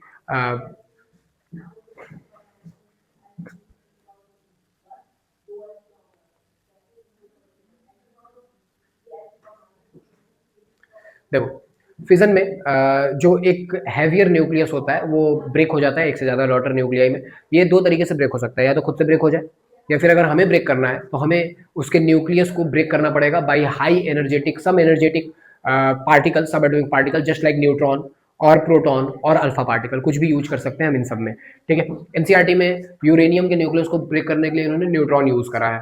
ठीक है, जैसे अगर मैं यूरेनियम लिखूं तो यूरेनियम का एटॉमिक नंबर 92 है और जो मास नंबर है, यूरेनियम का काफी आइसोटोप्स है, यहाँ पे 235 लिया इन्होंने, तो मैं भी 235 ले लेता हूँ। ठीक है, क्लियर। इसको ब्रेक करने के लिए ये यूज कर रहे हैं न्यूट्रॉन को। न्यूट्रॉन का कोई एटॉमिक नंबर नहीं होता, बट न्यूक्लियस में वो एक कंसीडर किया जाएगा, इसलिए इस तरह से लिख देते हैं। जैसे ही यूरेनियम के न्यूक्लियस को तुम हिट करोगे बहुत हाई काइनेटिक एनर्जी से, ये यूरेनियम ब्रेक होगा एक से ज्यादा डॉटर न्यूक्लियाई में। लेकिन वो न्यूक्लियाई कौन से होंगे ये फिक्स नहीं है, ये कंट्रोल्ड नहीं है हमारे अकॉर्डिंग। ठीक, कुछ भी बन सकता है, कोई भी न्यूक्लियस में ये ब्रेक हो सकता है। फॉर एग्जांपल एनसीईआरटी में जो पहला रिएक्शन लिखा हुआ, ये कहते हैं कि जो यूरेनियम टूट रहा है ये टूट रहा है बेरियम में। बेरियम जिसका एटॉमिक नंबर 56 है,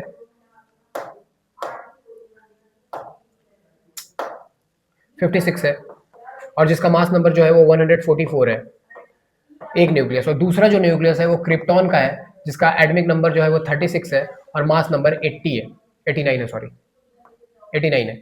अब अगर हम इसे ऐड करेंगे ना 56 36 तो हमें 92 ही मिलेगा, लेकिन जब हम 144 और 89 को ऐड करेंगे, ठीक है, तो हमें 233 मिलेगा, 233।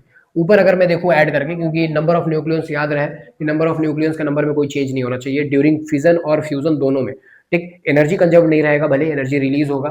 ठीक है, मास जो है वो कंजर्व नहीं होगा, एनर्जी तो कंजर्व रहता ही है, सॉरी, बट मास कंजर्व नहीं होगा। राइट साइड का मास, लेफ्ट साइड का मास अलग अलग होंगे, लेकिन न्यूक्लियंस का नंबर सेम होगा। दैट्स वाई नीचे हम ऐड कर रहे हैं तो 92 आ रहा है, ठीक है, मैच कर गया। ऊपर ऐड कर रहे हैं 233 आ रहा है, और यहाँ पे क्या है 236 है, 3 का डिफरेंस है। इसका मतलब है कि यहाँ पे 3 न्यूट्रॉन भी रिलीज हो रहा है साथ में। ठीक है, तो साथ में 3 न्यूट्रॉन रिलीज हो रहा है, क्लियर। लेकिन क्या यही हर बार यही होगा? क्या हर बार बेरियम और क्रिप्टॉन ही जनरेट होगा? Answer is no. हर बार डिफरेंट डिफरेंट जनरेशन हो सकता है। एनसीईआरटी कहता है कि या तो इसमें हो सकता है, इसमें हो सकता है, या तो इसमें भी हो सकता है। सेकंड वाले में कह रहे हैं ये कि बेरियम की जगह पे हो सकता है कि एंटीमनी रिलीज हो और नायोबियम रिलीज हो। जब इसे ऐड करोगे तो तुम्हें दिखेगा कि 4 का डिफरेंस है लेफ्ट साइड में, ठीक है, 236 है, राइट साइड में 232 है, तो जो 4 का डिफरेंस है उतना न्यूट्रॉन बाहर आ जाएगा। या फिर दूसरा पॉसिबिलिटी है, ठीक, कि हो सकता है xenon और स्ट्रोंशियम निकल जाए और 2 न्यूट्रॉन निकल जाए। मतलब there will be plenty of possibility, बस इन्हें अपने न्यूक्लियस को न्यूक्लियस के बाइंडिंग एनर्जी पर न्यूक्लियन को बढ़ाना है। अब ये किसी में भी टूट जाएंगे, कोई फर्क नहीं पड़ता इससे। ठीक है, क्लियर। तो यहाँ से ये जो है ये एनर्जी है, ये इस रिएक्शन में इतना एनर्जी जो है वो रिलीज होगा, जो भी डिफरेंस है उसके अकॉर्डिंग। ठीक है, और इसके नीचे जो है वो एग्जांपल लिखा हुआ जो मैंने तुम्हें बताया कि पहले एनर्जी कितना था, 7.6 था, बाद में टूट गया 2 पार्ट में, कितने में 8.5 में, डिफरेंस कितने का हुआ 0.9 का। ठीक, और फिर टोटल 216 मेगा इलेक्ट्रॉन वोल्ट का एनर्जी रिलीज हुआ है। तो इसके साथ में हमेशा एनर्जी रिलीज होगा। अगर तुम ध्यान से समझो इस चीज को, तो जो एक यूरेनियम का न्यूक्लियस था उसे तोड़ने के लिए हमने एक न्यूट्रॉन यूज किया ना, एक न्यूट्रॉन। ठीक, और इसकी वजह से कितने न्यूट्रॉन जनरेट हुए? इस एग्जांपल के अकॉर्डिंग 3 न्यूट्रॉन जनरेट हुआ। हमने एक न्यूक्लियस तोड़ा यूरेनियम का और वो जनरेट किया 3 न्यूक्लियस। ठीक है, 3 न्यूट्रॉन। ये 3 न्यूट्रॉन 3 अलग अलग न्यूक्लियस को तोड़ेगा यूरेनियम के। मान लो हमारे पास 100 ग्राम न्यूक्लियस है, ठीक है, 100 ग्राम, सॉरी न्यूक्लियस कह रहा हूँ, 100 ग्राम यूरेनियम है। 100 ग्राम यूरेनियम में हमारे पास बहुत सारे न्यूक्लियस होंगे, बहुत सारे। अगर हमने एक न्यूक्लियस को ब्रेक कर दिया तो वो एक न्यूक्लियस 3 न्यूट्रॉन जनरेट करेगा, और वो 3 न्यूट्रॉन 3 अलग अलग न्यूक्लियस को तोड़ेंगे, और वो 3 अलग अलग न्यूक्लियस जो है वो 3 अलग अलग प्रोटॉन फिर से रिलीज करेंगे, सॉरी न्यूट्रॉन रिलीज करेंगे, और वो 3 अलग अलग, ठीक है, न्यूक्लियस को फिर से ब्रेक करेंगे। और इस तरह से ये रिएक्शन जो है वो चेन रिएक्शन में कन्वर्ट होने लग जाएगा, है कि नहीं? चेन रिएक्शन में कन्वर्ट होने लग जाएगा, और इस तरह से ये रिएक्शन जो है वो बढ़ता चला जाता है। ऐसा ही कुछ हमें देखने को मिला था 1945 में, ठीक है, जापान के ऊपर जब अमेरिका ने एक न्यूक्लियर वेपन डेटोनेट किया था। ठीक, हमें हिरोशिमा और नागासाकी में देखने को मिलता है, और वो चेन रिएक्शन कितना डेंजरस हो सकता है ये आज भी हमें हिरोशिमा और नागासाकी में देखने को मिलेगा। रेडिएशन इतना ही ज़्यादा खतरनाक होता है, ठीक, कि 1945 जो ऑलमोस्ट 80 ईयर्स से ज़्यादा हो चुका है इस डिस्ट्रक्शन को, लेकिन स्टिल ठीक इसका इफेक्ट जो है वो हमें हिरोशिमा और नागासाकी में देखने को मिल जाएगा। ठीक, तो क्योंकि ये बढ़ता चला जाता है, तब तक बढ़ता चला जाएगा जब तक सारे के सारे न्यूक्लियस डेटोनेट नहीं होंगे, और हर बार प्लेंटी ऑफ एनर्जी जो है वो रिलीज होगा in the form of radiation, in the form of gamma, in the form of beta, in the form of alpha. ठीक, clear, which produce mass destruction, which can cause mass destruction. ठीक है, clear. ये था nuclear fission की कहानी। अब मैं बात करूंगा न्यूक्लियर फ्यूजन की। ठीक है, न्यूक्लियर फ्यूजन की, जहाँ पे 2 लाइटर न्यूक्लियाई जो है वो ज्वाइन करके एक हैवियर न्यूक्लियाई बनाएंगे। बहुत आसान सा है, बहुत सिंपल सा है। दो लाइटर न्यूक्लियस मतलब दो प्रोटॉन, दो हाइड्रोजन ले लिया मैंने, दो हाइड्रोजन कंबाइन होकर एक न्यूट्रॉन बना रहे हैं, ठीक है, एक न्यूट्रॉन बना रहे हैं, और यहाँ से ये बाहर निकला है, मैं लिख देता हूँ 1H1 प्लस 1H1 कंबाइन करके एक न्यूट्रॉन बनाता है, ठीक है। अगर मैं इसे ऐड करूं ऊपर वाले को तो 2 है, मैच कर गया, लेकिन नीचे वाले को ऐड कर रहा हूँ 2 आ रहा है, लेकिन यहाँ पे मैंने कितना लिखा है 1 ही लिखा है, इसका मतलब कुछ तो ऐसा बाहर निकल रहा है, ठीक है, जो इसको न्यूक्लियस के नंबर को बराबर करेगा। ऐसे केस में यहाँ से बाहर निकलता है पॉजिट्रॉन, पॉजिट्रॉन होता है जिसका, ठीक है, इलेक्ट्रॉन भी कह सकते हैं बहुत बार, लेकिन +1 कैरी करता है, ये बीटा बोलते हैं इसे, यहाँ पे 1 होता है और यहाँ पे 0 होता है, ठीक है। एनसीईआरटी से ई से दिखाता है, दिख रहा है, ई से, एनसीईआरटी से ई से दिखाता है। और जब भी पॉजिट्रॉन बाहर निकलता है तो एक और पार्टिकल बाहर निकलता है जिसे कहते हैं न्यूट्रिनो, न्यूट्रिनो न्यू से दिखाते हैं, इसके लिए इसके साथ ये हमेशा ही बाहर निकलता है, इसका कोई चार्ज या कुछ वैसा होता नहीं है, ठीक, क्लियर। और साथ में रिलीज होगा यहाँ से energy, that is 0.42 mega electron volt का एनर्जी रिलीज करता है ये, जैसा कि यहाँ लिखा हुआ हमें दिखाई दे रहा है। वैसे ही जब हम दो न्यूट्रॉन की बात करेंगे, दो न्यूट्रॉन, तो दो न्यूट्रॉन ऐड होके एक हीलियम बनाता है, और फिर यहाँ से रिलीज होता है एक न्यूट्रॉन, और यहाँ से एनर्जी रिलीज होगा 3.27 मेगा इलेक्ट्रॉन वोल्ट का। एंड फर्दर दो न्यूट्रॉन मिलकर जरूरी नहीं कि एक हीलियम बनाए, एक ट्रीटियम भी बना सकता है, तो पॉसिबिलिटीज की बात है कि दो हाइड्रोजन मिलकर न्यूट्रॉन बना ले, दो न्यूट्रॉन मिलकर हीलियम बना ले, या दो न्यूट्रॉन मिलकर एक ट्रीटियम बना ले, ठीक है, तो ये पॉसिबिलिटीज हो सकती है यहाँ पे। और इन सारे केसेस में एनर्जी जो है वो रिलीज होगा, this is called as nuclear fusion. Stars में यही होता है, स्टार्स में होता कैसे है इसके बारे में अगर मैं तुम्हें बताऊं, ठीक, तो स्टार्स में इसे होने के लिए एक सफिशिएंटली टेम्परेचर चाहिए, एक सफिशिएंट टेम्परेचर चाहिए, एक बहुत हाई टेम्परेचर चाहिए, ठीक है, जब ये रिएक्शन जो है परफॉर्म हो पाए, फ्यूजन जो है वो परफॉर्म हो पाए, ठीक है। जैसे जैसे सन के ऊपर, हमारे सन के ऊपर, ठीक है, ये केमिकल रिएक्शन, ये फ्यूजन होने के लिए एटलीस्ट 3 × 10⁹ केल्विन टेम्परेचर जो है वो चाहिए होगा, ठीक है, 3 × 10⁹ केल्विन टेम्परेचर चाहिए होगा, इतना टेम्परेचर होगा तब जाके न्यूक्लियर फ्यूजन जो है वो प्रोसीड कर सकता है। न्यूक्लियर फ्यूजन ऐसे नहीं हो सकता है कि दो हाइड्रोजन ले लें हम और बस कंबाइन कर दें और वो दोनों मिलकर न्यूट्रॉन बना लेगा, ऑब्वियसली नहीं। हमारे इस कमरे में भी हाइड्रोजन है, ठीक, बहुत सारे हाइड्रोजन है, लेकिन वो उन सारे हाइड्रोजन को हम कंबाइन नहीं कर सकते, कंबाइन करके हम हीलियम नहीं बना सकते या न्यूट्रॉन नहीं बना सकते, उसके लिए हमें सफिशिएंट टेम्परेचर चाहिए, that is of order of 3 × 10⁹ kelvin, और इतना ज़्यादा टेम्परेचर इस अर्थ पे फॉर्म करना या प्रोड्यूस करना ऑब्वियसली पॉसिबल नहीं है। बट स्टार में ये टेम्परेचर पॉसिबल है, स्टार्स में ये टेम्परेचर प्रोड्यूस होता है। इनिशियली जब ये सोलर सिस्टम बन रहा था तो सन ने काफ़ी सारा मास एक्वायर किया, गेन किया, और ग्रेविटी की वजह से सबसे पहली बार उसने ये टेम्परेचर जो है वो एक्वायर किया, और एक बार जब उसने न्यूक्लियर फ्यूजन शुरू किया, अपने कोर के हाइड्रोजन को हीलियम में और हैवियर मेटल में जब कन्वर्ट करना शुरू किया, ठीक, तो फिर प्लेंटी ऑफ एनर्जी जो है वो रिलीज होना शुरू हुआ, और वो एनर्जी जो है वो रेडिएशन के फॉर्म में वो आज भी एमिट कर रहा है, ठीक है, क्लियर। तो अगर मैं सन में कौन सा केमिकल रिएक्शन हो रहा है अगर मैं वो बताऊं न्यूक्लियर फ्यूजन में, ठीक, तो यहाँ पे लिखा हुआ है, और ये बोर्ड्स के लिए भी काफ़ी इंपॉर्टेंट है, ठीक है। तो यहाँ पे 4 रिएक्शन है, हमें ये याद करना पड़ेगा। जैसे सबसे पहला रिएक्शन तो वही है जो अभी मैंने तुम्हें बताया कि दो प्रोटॉन या दो हाइड्रोजन मिलके एक न्यूट्रॉन बना लेगा, रिलीज करेगा एक पॉजिट्रॉन और एक न्यूट्रिनो। पहला तो सेम ही है, बट दूसरा थोड़ा सा डिफरेंट है। दूसरे में एक पॉजिट्रॉन यूज किया है, ये वाला, और एक -1 वाला, क्योंकि ये दोनों कैंसिल हो जाएगा पूरी तरह से, तो कुछ भी अगर नहीं होता है तो वो गामा रे प्रोड्यूस करेगा, गामा दैट इज 0 ठीक है। और यहाँ से जो एनर्जी रिलीज होगा that is 1.02 mega electron volt. और जो दो न्यूट्रॉन बनाया था हम लोगों ने, मतलब एक न्यूट्रॉन बना था, ऐसे ही एक न्यूट्रॉन और एक प्रोटॉन मिलके हीलियम बनाएगा, ठीक है, और ऐसे ही एक हीलियम बनाया, ऐसे ही जब दो हीलियम मिलेंगे तो ये हीलियम का 3 वाला आइसोटोप है, जब दो ऐसे हीलियम 3 वाले मिलेंगे तो ये 4 वाला हीलियम का फॉर्मेशन करेगा। इन सब में ढेर सारे एनर्जीज जो है वो रिलीज होते हैं, बट याद रहे कि ये शुरुआत की जो 3 रिएक्शन है इन्हें 2 बार परफॉर्म करना पड़ेगा, तब जाके चौथा रिएक्शन होगा, क्योंकि 2 हीलियम जनरेट होगा तब तो ये रिएक्शन हो पाएगा, इसलिए ये सारे के सारे रिएक्शन 2 बार होने होंगे। यहाँ पे एनसीईआरटी लिखता भी है, if we consider the combination 2 times of first, 2 times of second, 2 times of third and then fourth, तब जाके हमें नेट एनर्जी मिलता है कि एक, ठीक है, एक फ्यूजन में सन में कितना एनर्जी रिलीज होता है। 4 हाइड्रोजन यूज करता है सन, ठीक, और 26.7 मेगा इलेक्ट्रॉन वोल्ट का एनर्जी जो है न्यूक्लियर फ्यूजन में रिलीज होता है। बोर्ड्स में 2025 में भी क्वेश्चन पूछा था, ठीक है, कि सन में जो न्यूक्लियर फ्यूजन हो रहा है उसके रिएक्शन को लिख के दिखाएं, तो हमें ये चारों रिएक्शंस लिखना पड़ेगा, तो हमें ये याद करना पड़ेगा, ठीक। सन के कोर की बात करूँ तो सन के कोर में हाइड्रोजन बहुत सारा है, ठीक है, और वो हाइड्रोजन जो है वो कन्वर्ट हो रहा है हीलियम में, और वो हीलियम फर्दर कन्वर्ट हो रहा है हैवियर मेटल जैसे लाइक कार्बन या लिथियम में। ठीक, हाइड्रोजन जितना, जब ये हमारा स्टार जो है, हमारा सन जो है, वो तब तक बर्न होता रहेगा जब तक उसके सारे के सारे हाइड्रोजन जो है वो खत्म ना हो जाए। जब सारे के सारे हाइड्रोजन खत्म हो जाएंगे, ठीक है, तो फिर सन का कोर जो है वो ठंडा होने लगेगा, और सन का कोर जब ठंडा होगा तो सन अपने ही ग्रेविटी की वजह से कोलैप्स कर जाएगा, और हमारा सन कन्वर्ट हो जाएगा एक जाइंट रेड रेड स्टार में। ठीक है, क्लियर। तो उसका ग्रेविटी उस टाइम पे बहुत ज़्यादा बढ़ जाएगा, और वो हमारे स्टार का डेथ होगा जब हमारे स्टार का सारा हाइड्रोजन जो है वो खत्म हो जाए। ठीक, एनसीईआरटी देखोगे तो एनसीईआरटी में लिखा भी मिलेगा तुम्हें।